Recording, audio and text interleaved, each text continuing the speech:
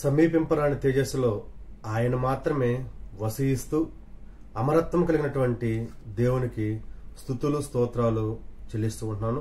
అందరం కలిసి స్తుతులు చెల్లించాల్సినటువంటి పరిస్థితి అవసరం మనందరికీ ఉంది. ఎందుకంటే ఇది మన బాధ్యత కాబట్టి, ఎందుకంటే తండ్రి మనల్ని పుట్టించాడు కాబట్టి. అయితే ఈ సమయం దేవుని యొక్క వాక్యంలోకి వెళ్దాం. దేవుని యొక్క వాక్యంలోకి వెళ్లే ముందు పరిశుద్ధులైన మీకు అందరికీ నా హృదయపూర్వకమైన వందనాలు చెల్లిస్తూ ఉంటున్నాను. ప్రియమైనటువంటి సహోదరి సహోదరులారా, మనము హృదయం గురించి ఆలోచన చేస్తున్నాం. అందులో భాగంగానే ఇంతకు మునుపు కూడా మనం దుష్ట హృదయం గురించి ఆలోచన చేసాం. ఈ సమయం ముందు హృదయం యొక్క మరొక పరిస్థితిని మనం ఆలోచన చేద్దాం. అది ఏంటి అంటే, పరిశుద్ధ గ్రంథం నుంచి వాక్యాన్ని చదువుకొని మనం ముందుకు వెళ్దాం. రోమీలకు రాసినటువంటి పత్రిక 2వ అధ్యాయం 5వ వచనం నుంచి చదువుతున్నాను చూడండి. నీ కాఠిన్యమును మార్పు పొందని నీ హృదయమును అనుసరించి ఉగ్రత దినమందు అనగా దేవుని న్యాయమైన తీర్పు బయలుపరచబడి దినమందు నీకు నీవే ఉగ్రతను సమకూర్చుకుంటున్నావు. ఆయన ప్రతి వానికి వాని వాని క్రియల చొప్పున ప్రతిఫలమిచ్చును. సత్క్రియను ఓపికగా చేయుచు మహిమను ఘనతను అక్షయతను వెదకు వారికి నిత్యజీవమునిచ్చును. ప్రభువునందు ప్రేమించబడినటువంటి సహోదరి సహోదరులారా, ఈ సమయమందు మనం ఆలోచన చేసేటువంటి విషయం ఏంటి అంటే, మార్పు పొందని హృదయము. ఉంటుందా మార్పు పొందని హృదయం అంటే? ఖచ్చితంగా ఉంటుంది నా సహోదరి సహోదరులారా. ఎందుకు నేను ఈ యొక్క విషయాన్ని చెప్తున్నానంటే, మార్పు పొందేటువంటి హృదయము వేరు, మార్పు పొందని హృదయము వేరు. మార్పు పొందే హృదయము దేవుని వైపుకి తిరిగేటువంటి జనాంగంలో ఉంటుంది. మంచి చెడులను వివేచించగలిగి, ఇది చెడు, ఇది చేస్తే మనం దేవుని దగ్గరికి వెళ్ళలేం, లోకంలో పడిపోతాం, సాతానికి బందీ అయిపోతాం అని ఆలోచన చేసేటువంటి స్థితి. దేవునిలోకి మనం రావాలి, దేవుని బిడ్డలుగా మనం ఎదగాలి. మనం పాపం చేస్తున్నాం, పరిశుద్ధులం అవ్వాలి, తప్పు చేస్తున్నాం, సరిదిద్దుకోవాలి, లోకంలో ఉన్నాం అనగా చీకట్లో ఉన్నాం, వెలుగులోకి రావాలి. ఇలా ఆలోచన చేసి వారికి వారుగా మారు మనస్సు పొందుకొని, మార్పు పొందుకొని తిరిగేటువంటి భక్తి పరులు వారు వేరు. ఇదిగో ఇక్కడ రోమాపత్రికలో చెప్పినట్లుగా మార్పు పొందని హృదయము వేరు. దానికి ఎగ్జాంపుల్గా ఎక్కువగా వెతకాల్సిన పని లేదు మన యొక్క లోకంలో. మార్పు పొందని హృదయం అంటే ఎక్కడైతే తప్పు జరుగుతుందో అది మార్పు పొందిన హృదయం. అది తప్పని తెలిసి చేస్తున్నారు. 2, ఎక్కడైతే పాపం జరుగుతుందో అది పాపమని తెలిసి చేస్తున్నారు, అది మార్పు పొందిన హృదయం. ఎక్కడైతే ఇతరుల్ని ఇబ్బందికి గురి చేస్తున్నారో, లేదా కష్టపెడుతున్నారో, లేదా శోధనలకు తీసుకొస్తున్నారో, ఇవన్నీ కూడా దేవునికి వ్యతిరేకమైనవి అని తెలిసి చేస్తున్నారో, అది మార్పు పొందిన హృదయం. ఎవరైతే దొంగతనము తప్పు అయినా తెలిసి చేస్తున్నారు, నీ పొరుగువాడిని ఏది ఆశించకూడదని చెప్తుంది గ్రంథం, అయినా తెలిసి చేస్తున్నారు, అది మారు మనసు పొందిన హృదయం. వ్యభిచారం చేయకూడదు, ఇది గ్రంథం చెప్తుంది, అయినా వ్యభిచరిస్తున్నారు, ఇది మార్పు పొందిన హృదయం. ఆ తర్వాత మర్డర్లు, హత్యలు చేస్తున్నారు, నరహత్య చేయకూడదు, ఇది గ్రంథం చెప్తుంది, అయినా తెలిసే చేస్తున్నారు, అది మార్పు పొందిన హృదయం. ప్రతి ఆదివారము ఆరాధనకు వెళ్ళాలి, అది గ్రంథం చెప్తుంది, అయినా ఆదివారం అన్నిటినీ విడిచిపెట్టి, అంటే దేవుణ్ణి విడిచిపెట్టి లోకంలో పరిగెత్తుతూ సంతోషపడడానికి వెళ్తున్నారే, అది మార్పు పొందిన హృదయం. వారికి వాక్యం తెలుసు. ప్రతిరోజు రోజుకి అనేక సార్లు ప్రార్థనాపూర్వకంగా ఉండాలి, ప్రార్థన చేసుకోవాలి అనేటువంటి విషయం వారికి తెలుసు, అయినా ప్రార్థనకి వాళ్ళు చోటు ఇవ్వట్లేదు, ఇది మార్పు పొందిన హృదయం. భక్తిపరులుగా జీవించాలి, అనేక మంది ఎదుట మంచి కార్యక్రమాలు చేయాలి, ఎందుకంటే క్రియలన్నీ వెంట వచ్చి నీకు ఏవి రావు, అది తెలుసు, అయినా సరే వారు ఆ యొక్క క్రియలు జరిగించకుండా లోకంలో పడి ఎంజాయ్ చేస్తూ ఉంటారు, సంతోషిస్తూ ఉంటారు. ఇది మార్పు పొందని హృదయం. దేవుని యొక్క మాట వినాలి, ప్రతిరోజు బైబిల్ చదవాలి అనేటువంటి విషయం వారికి తెలుసు, అయినా బైబిల్ చదవరు, తీసి అలమరలో పెట్టేస్తారు, టీవీ మీద పెట్టేస్తారు, ఎక్కడ బాక్స్లో పెట్టేస్తారు, పెట్లో పెట్టేస్తారు, బ్యూరోలో పెట్టేస్తారు. ఆదివారం మాత్రమే తీస్తారు, లేకపోతే ఆదివారం కూడా తీరు. ఇది వారికి తెలుసు, తెలిసే చేస్తున్నారు. అంటే మార్పు పొందని హృదయం. లోకంలో బ్రతుకుతూ ఉన్నాం, సినిమాలు చూస్తున్నారు, షికారులు చేస్తున్నారు, ఎంజాయ్ చేస్తున్నారు, చెడ్డ పనులకు వెళ్తున్నారు, చెడ్డ కార్యక్రమాలకు వెళ్తున్నారు, చెడ్డ వీడియోలు చూస్తున్నారు, చెడ్డ మాటలు వింటున్నారు, ఆ చెడు వైపుకే వెళ్తున్నారు, చెడు ఆలోచన చేస్తున్నారు, చెడుగా చూస్తున్నారు.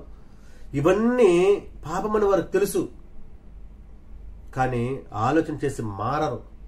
ఇది మార్పు పొందని హృదయం.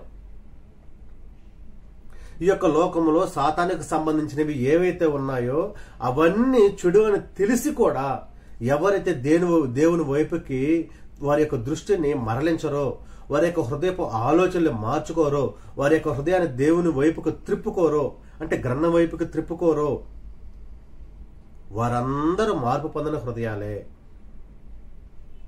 ప్రియమైనటువంటి సహోదరులారా, మనం ఆలోచించేద్దాం. ఒక వ్యక్తి గొడవ వేసుకుంటున్నాడండి, లేదా ఇద్దరు గొడవ వేసుకుంటున్నారు. ప్రతిరోజు గొడవలు జరుగుతున్న వారి మధ్య, 2 ఇళ్ల మధ్య అనుకోండి. అది మిగిలిన వారికి చాలా ఇబ్బంది కలిగిస్తుంది. ఆ ఇద్దరికి కూడా తెలుసు వాళ్ళు చేస్తున్న తప్పని, గొడవ వేసుకోవడం తప్పని తెలుసు, కానీ ఈగో ప్రాబ్లం, గొడవ వేసుకుంటూనే ఉంటారు. మార్పు రాదు వాళ్ళలో. ఇది మనం ప్రతిరోజు ప్రత్యక్షంగా మన ఊర్లలో, చుట్టుపక్కల ఇళ్లలో మనం గమనించినటువంటి విషయమే. అనేక మంది జనాంగాల మధ్య ఇద్దరు వ్యక్తులు స్నేహితులుగా ఉన్నప్పుడు వారి యొక్క ఆలోచనలు సమస్తము నువ్వే, నీ ఇష్టమే నా ఇష్టం అన్నట్టుగా ఉంటది.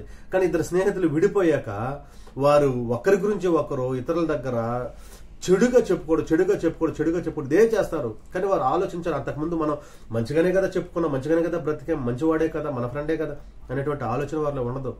ఇప్పుడు దృష్టిని బట్టి, ఇప్పుడు ఆలోచన బట్టి వారు చెడే మాట్లాడతారు. అది తప్పని తెలుసు, అయినా మార్పు పొందరు.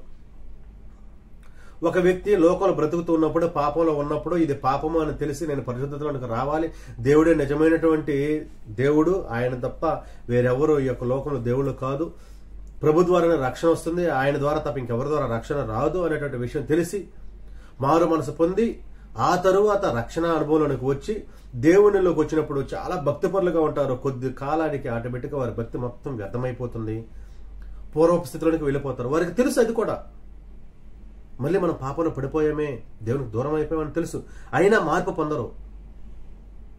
ఇలాంటి వారి అందరి వల్ల దేవుని యొక్క నామం జనుల మధ్య దూషింపబడుతుంది సమాజంలో. ఇలాంటి వారందరూ దేవునికి అపకీర్తిని తీసుకొస్తున్నారు. ఇలాంటి మారుమనసు పొందిన హృదయం ఏదైతే ఉందో వారందరి వల్ల దేవునికి నష్టమే తప్ప, దేవుని బిడ్డలకు నష్టమే తప్ప, అనేక మంది ఎదుట చెడు తీర్పు వస్తుందే తప్ప మంచి జరగదు. దేవుని యొక్క వాక్యము వర్ధిల్లడానికి అవకాశం ఉండదు, అనేక మందికి సువార్తను ప్రకటించడానికి అవకాశం ఉండదు. ప్రియమైనటువంటి వారలారా, నువ్వు మార్పు పొందావా? నీ యొక్క హృదయాన్ని అలాగే కాపాడుకో, అలాగే ఉంచుకో, దేవుని వైపుకే ఉంచుకో, లోకం వైపుకి మరలా తిప్పద్దు, లోకంలోనికి పోనివద్దు. ఆదివారం అంటే ఆదివారం దేవునికి, ఆరాధన అంటే ఆరాధనకు వెళ్ళిపోవాల్సిందే. నీకు ఎన్ని పనులున్నా సరే నీవు లేవలేని స్థితిలో ఉంటే తప్ప, లేదా నువ్వు ఉన్నటువంటి ఆ యొక్క చుట్టుపక్కల పరిసర ప్రాంతాల్లో ఎక్కడ దేవుని యొక్క వాక్యం లేదు, దేవుని యొక్క సంగమం లేదు. అంటే విదేశాలు అనుకోండి, అరబ్ కంట్రీస్లో కొన్ని దేశాల్లో దేవుని సంఘం ఉండదు. దేవునికి వాళ్ళు విలువెవరు కాబట్టి కొన్ని ప్రాంతాల్లో ఉంది, కొన్ని ప్రాంతాల్లో ఉండదు. అలాంటి ప్లేసులో ఉంటే నువ్వు నీ దగ్గర కూర్చొని నువ్వు ప్రార్థన చేసుకోవడమే, ఆరాధన చేసుకోవడమే, ఇంట్లో కూర్చొని రొట్టె ద్రాక్షరసం విరుచుకోవడమే, అంతే. అలాంటి పరిస్థితుల్లో తప్ప, అది కూడా తప్పే, కానీ నువ్వు నీ కుటుంబంలో చేరి ఆరాధన చేసుకోవడం తప్పు కాదు, నీ రక్షణ కొనసాగించుకోవడమే. అన్ని అందుబాటులో ఉండి కూడా దేవుడి సన్నిధికి వెళ్ళకపోవడం చాలా తప్పు, చాలా పాపం. ఇవన్నీ తెలిసి కూడా వారి యొక్క మనస్సుని వారు మార్చుకోలేదంటే, వారి యొక్క హృదయాన్ని వారు మార్చుకోలేదంటే వారు పాపంలో ఉన్నట్టే, దేవునికి విరోధులే. సాతానే, దుష్టుడు వారి యొక్క హృదయంలోనికి వచ్చి ఆ యొక్క దేవుని యొక్క వాక్యాన్ని ఎత్తుకెళ్ళిపోయాడు. మనం చెప్తాం కదా, ప్రభువారు చెప్పినటువంటి ఉపమానం, విత్తటుని గురించి ఉపమానం. దుష్టుడు వచ్చి రోడ్డు పక్కన పడ్డ వాటిని ఎత్తుకెళ్ళిపోయినాడు. లేదు వాక్యం, దేవుని యొక్క వాక్యం లేదు వారిలో. ఒకవేళ దేవుని యొక్క వాక్యం వారిలో నిల్చుంటే మంచి నేల పడినటువంటి విత్తనాలుగా 30 60 100 వర్ధిల్లేటువంటి అవకాశం ఉంది. దుష్టుడికి చోటిచ్చారు కాబట్టి, దుష్టుడు వారి యొక్క హృదయంలోకి వచ్చి దేవుని యొక్క వాక్యాన్ని ఎత్తుకెళ్ళిపోయాడు కాబట్టి వారి వల్ల ఉపయోగం లేదు, దేవుడి నామాన్ని అవమానపరచడం తప్ప. కాబట్టి ప్రియమైనటువంటి సహోదరులారా, నీ యొక్క హృదయానికి కాఠిన్యం వచ్చింది. ఆ యొక్క కాఠిన్యాన్ని బట్టి నువ్వు మార్పు పొందలేదు. నువ్వు మార్పు పొందని యొక్క హృదయం వల్ల దేవునికి నువ్వు దూరం అయిపోతున్నావు. దానివల్ల నువ్వు ఉగ్రతను తెచ్చుకుంటున్నావు. దేవుని దృష్టిలో నువ్వు చెడ్డడు అయిపోయావు. అలాంటి స్థితి వద్దు. కాబట్టి మనం అందరం ఏం చేయాలంటే, ఒకవేళ అలాంటి మారు మనసు పొందిన హృదయం మనలో ఉంటే, నాకు తెలిసినంత వరకు దేవుని యొక్క బిడ్డలో ఉండదు అనే నా అభిప్రాయం. ఒకవేళ ఉంటే దాన్ని తీసివేసి మనము దేవుని వాక్యం ద్వారా మన యొక్క హృదయాన్ని పదిలపరుచుకొని మంచి హృదయంగా ఉంచుకొని, దేవుడికి నివాస స్థలం కాబట్టి అది అదే రీతిగా మనం జీవించాలి. ప్రేమపూర్వకంగా మీకు తెలియజేస్తూ ముగిస్తూ ఉంటున్నాను. మీకు అందరికీ వందనాలు చెల్లిస్తూ ఉన్నాను.